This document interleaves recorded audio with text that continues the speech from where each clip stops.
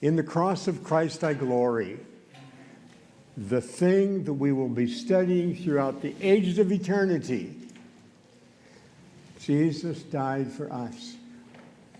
We understand some of what that means, but I think that we'll just be opening new understandings and new aspects. The wages of sin is death, and I've earned it. I struggle with this issue of sin, and you know what I'm talking about. It's a continual battle. But what I've learned, even though my broken promises seem like ropes of sand, I need to choose Jesus. And when I find that I've turned from him, I choose him again and again and yet again. And when I find that I don't have the willpower to choose him, I turn and I say, God, I'm giving you my will. I need you to do the choosing for me. I really, really want you. And he just keeps coming in and loving me. That's the cross. Jesus died on the cross the death that I deserve so that he could give to me the life that he deserves. As it says in Isaiah 53, with his stripes we are healed. Jesus took my place, dying for my sin. This is huge. A lot of people get the impression that God is so mad at sin he has to kill somebody, and Jesus jumps in between so that he killed Jesus instead of killing me. That's not the picture of God that we need to recognize from Scripture. The wages of sin is death. Sin pays a wage. It's a natural law. Sin kills. God doesn't kill. It's sin that kills. And don't blame God for the sin. God gives us choice and he gives us freedom. And let's just rejoice in the freedom that he gives us.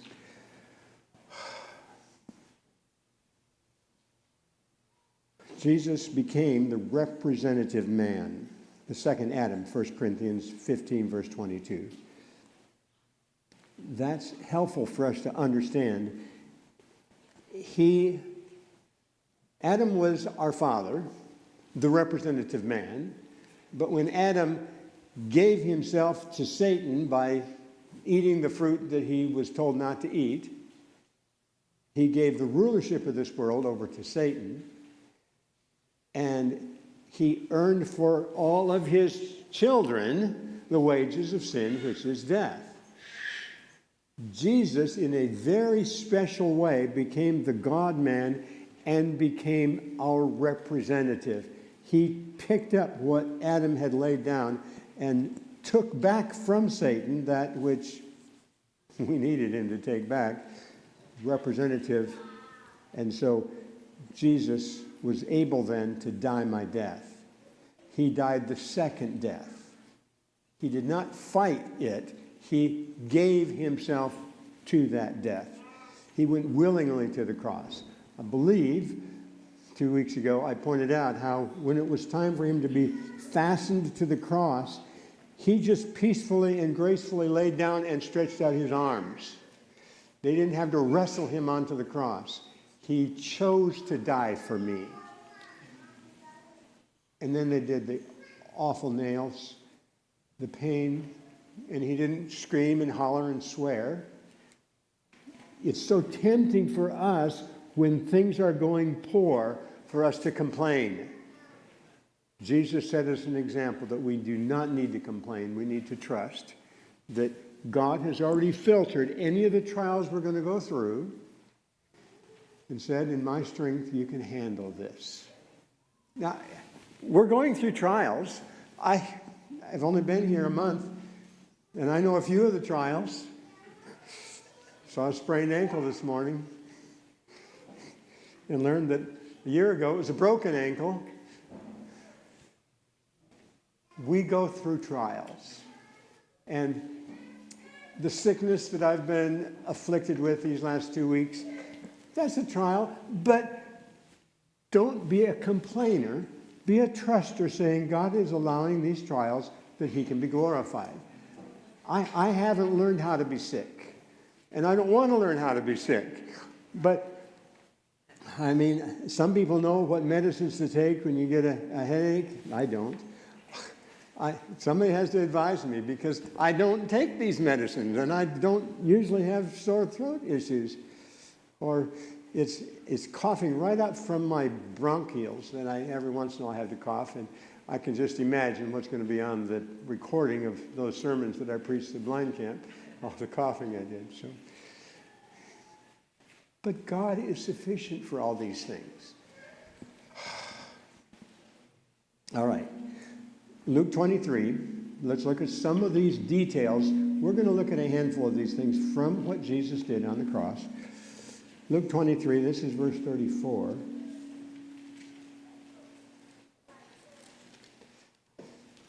Jesus, as he was I picture him when he gets thrust down in this post hole and is jerking on his hands.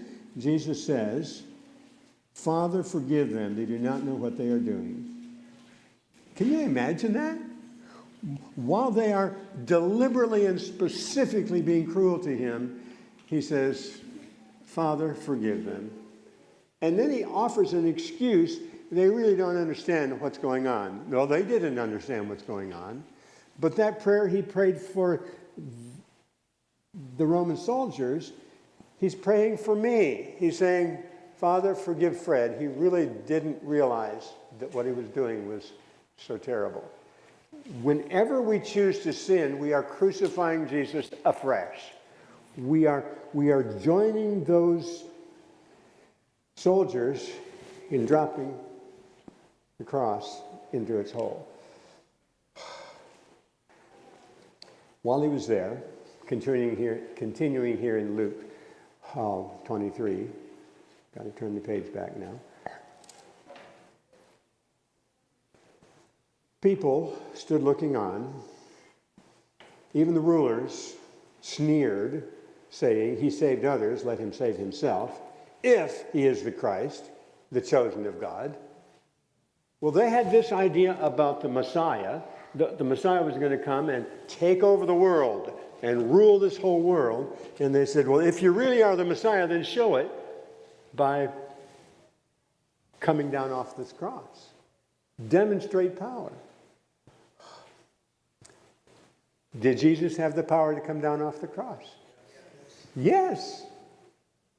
But he chose not to come down off the cross because he knew that he could not save himself and save me. And so he said, I'm going to save Fred.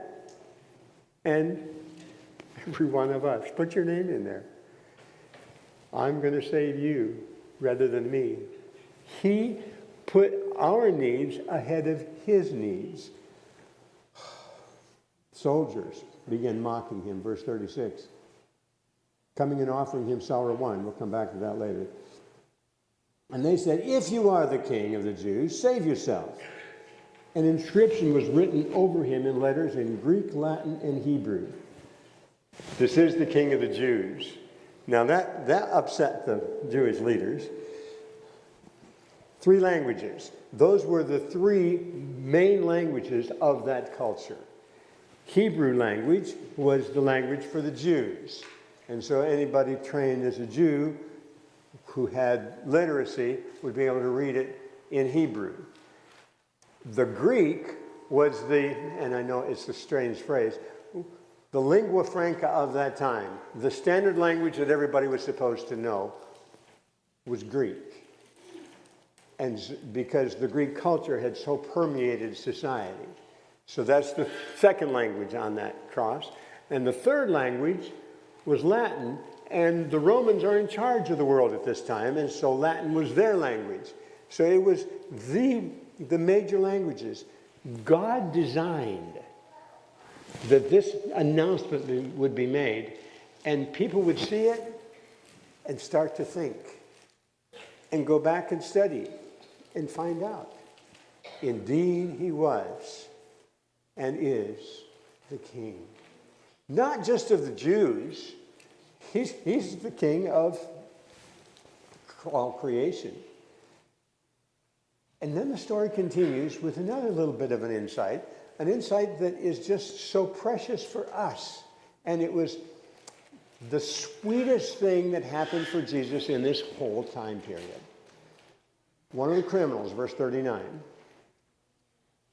blasphemed Jesus, saying, "If you are the Christ, save yourself and us." But the other criminal, answering, rebuked him, saying, "Do not you even now fear God? You are under the same condemnation. You're getting crucified. Don't just tease this other person that's being crucified. We indeed," verse 41, "justly, we receive the due reward of our deeds." There's consequences. We sinned and we're getting paid back. The judge has said it's time for us to get it. I don't know why this is seeming to be so changing. A little closer? Well, let me move it closer. Because I'm hearing it go loud and soft. I'll put it on my tie. That's where I usually wear it. Make it easier for them.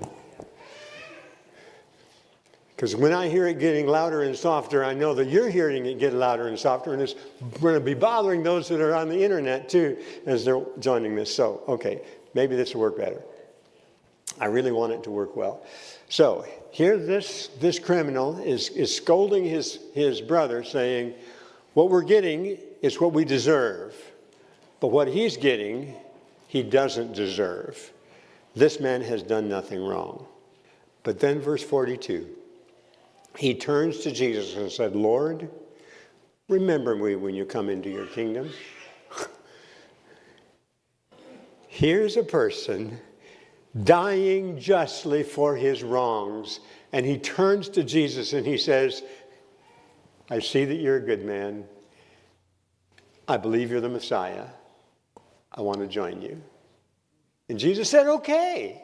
Now, the poor translators, we can only translate according to our understanding of theology. And most Bibles get translated with people who think that as soon as a person dies, they go either to one H or the other H.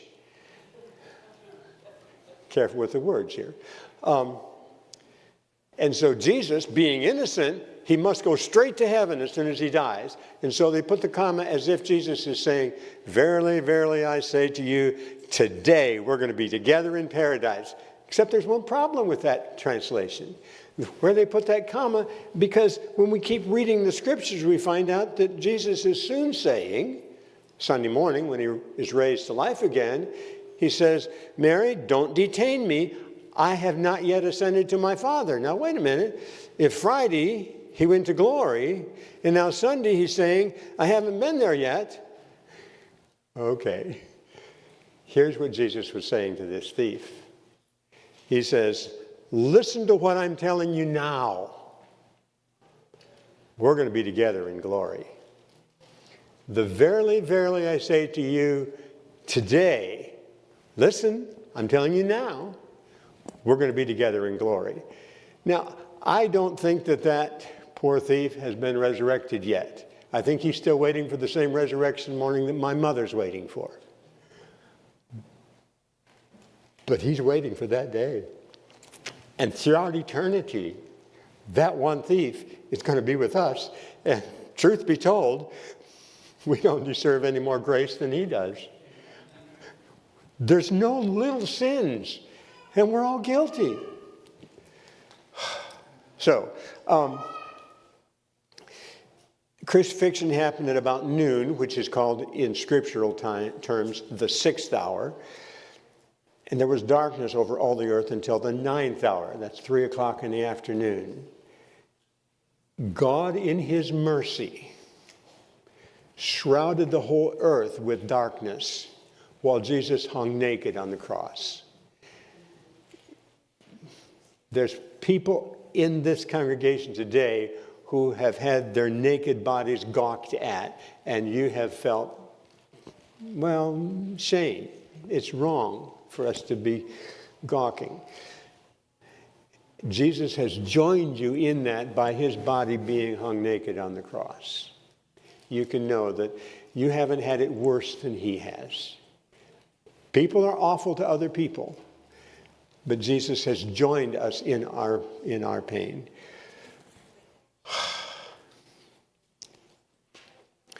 Moving on to another part of the story, and this one is particularly told by John. This is John chapter 19, verse 26, 25. There stood by the cross of Jesus his mother and his mother's sister, Mary, the wife of Cleopas, and Mary Magdalene. When Jesus saw his mother and the disciple whom he loved standing by, he said something. Jesus lifts up and showcases that fifth commandment, honor your father and your mother. Now, it helps for us to understand why was it important for Jesus to do something for his mother. Didn't Jesus have some brothers? The Bible mentions and even names 5 brothers and says that he had sisters. They were stepbrothers. You can see that in that they thought they could boss him around. Now, when my mother died, I was 20 years old. My father remarried. And so this poor lady, she jumped into a family that has 7, count them, 7 children. There were 5 boys and there were 2 girls. And then she had 2 daughters. One died in infancy and the other one is my kid sister in her 50s. Yeah, she's still my kid sister. She thinks she's getting grown up now. You know what I'm talking about. Jesus' brothers had no blood relationship to his mother. I believe Jesus was her only child. She had poured all her love into this one kid. And some of you know what I'm talking about because some of you are only children or you have an only child. Excuse me. Jesus knew that in his dying, he was going to be abandoning his mother. The only Social Security program of that day and time was having kids to take care of you.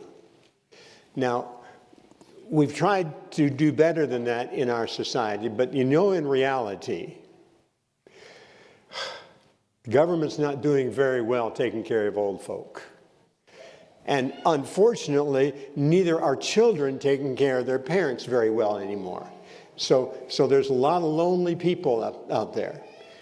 The 5th commandment doesn't say, honor your father and your mother while you're a juvenile. That responsibility lasts throughout time. And so, especially on the Mother's Day and the Father's Day, you need to give phone calls. But it's better if you do it at least once a week. Let them know they're loved. Jesus was abandoning his mother because he was dying and she needed care. And so he did. What a gift. We have an adoption ceremony here. Jesus says to his mother, I'm giving you into the care of my youngest and most loyal disciple, John. And he says to John, I'm giving you the responsibility to take care of my mom. What a gift. John accepted that responsibility. We have stories from early church history that John took Mary with him when he moved from Jerusalem and ended up in Ephesus. And it's evident she became, I like to use this term, a church mother. We in our Adventist church don't use the term church mother, but I met it in Eastern Kentucky, and the old pastor that mentioned this to me, he says every church has one. Now, it's not usually an elected office. We have elders, and we have deacons, and we have deaconesses, we have Sabbath school leaders, we have worship leaders, we have song leaders. We don't elect a church mother, but you know what I'm talking about. There's usually or often a matriarch who is caring for the congregation in a very motherly way. And the story is that was the role that Mary had there in Ephesus through several of those years. I'm just awed. There's a song about this, but you think about it. As Mary shared with John about the early Jesus, and John talks with his adopted mother now about the ministry of 3.5 years with Jesus. They built each other. When Jesus was born and Mary delivered Jesus, she thought that was really pretty special because she knew that this was the Christ child. She didn't understand exactly what that meant, but she knew.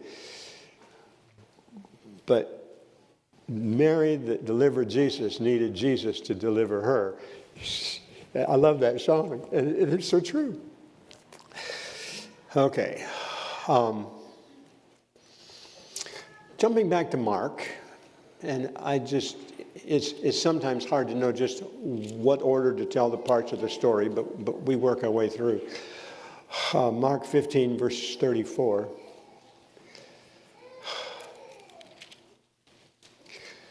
The 9th hour, Jesus cried out with a loud voice, Eli, Eli, lama sabachthani, which translated is, my God, why have you forsaken me? The second death is not God getting so mad at sin that he's got to kill somebody. The second death is God realizing that he has to let us go to the choice that we have taken. Romans 1, God says, I gave them up. They chose to wallow in sin until I finally had to give them up. And it speaks of that as God's wrath, God giving them up. Here we have it described. I believe that only by faith could Jesus see beyond the grave. He saw that he was dying, but he could trust that his Father was giving him up to the second death so that he could rescue us. My God, why have you forsaken me? Some of those who stood by, verse 35, look, he's calling for Elijah. Someone ran and filled a sponge full of sour wine, put it on a reed and offered it to him to drink, saying, let him alone. Let's see if Elijah will come to take him down from the cross. This offering him of this sour wine on a sponge was one of the rudest things that was done. Dick Stubachen shared with me, and in all of our cultures we have different ways of taking care of cleaning ourselves after we use the restroom. And our American way with paper is frightfully expensive and wasteful. Most of the world can't afford to do it that way. They use water in one way or another. Well, in that time in culture, they had a bucket with sour wine in it, with a sponge, and that's what they used to clean themselves. And it's apparent, Elder Stubachen shared, that's what they gave him, this sponge, to suck on. How rude we can be to people. And that's not all long ago and far away.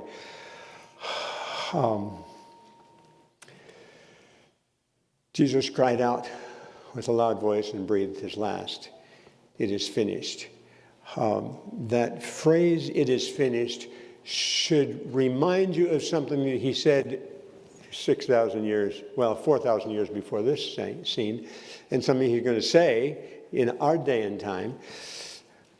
When God finished creation, Genesis 1:31, it's done and it's very good. That it is finished phrase comes. Here, when Jesus has paid the price for our redemption, he says it is finished. And our redemption was purchased at that time. But we've still been wallowing in sin from that day till this. But then in Revelation 21, we have this cry again. And this time is the time we really want to hear it, because he's going to be Sin and suffering is all going to be over. Revelation 21, starting in verse 6. He said, "It is done. I am the Alpha and the Omega, the beginning and the end. I will give of the fountain of the water of life freely to him who thirsts. He who overcomes shall inherit all things, and I will be his God, and he shall be my son." Jesus on the cross declared that sin was conquered, and now very soon he's going to have it completed, and we will have eternity with Jesus, with no more sin, no more suffering, no more pain. I can hardly wait for that recreation of the earth aspect. But the appeal needs to go out first in this setting, but then to your friends and family, and then to the whole world. Jesus is coming soon, and he wants us on board with him. We've got to prepare to be there. That preparation is simple and straightforward. It's saying yes to Jesus. Thank you for giving me the choice of eternal life. Just as he promised the thief on the cross, "You'll be with me in glory," he makes that promise to us as we say yes to him. He wants us to be with him in glory.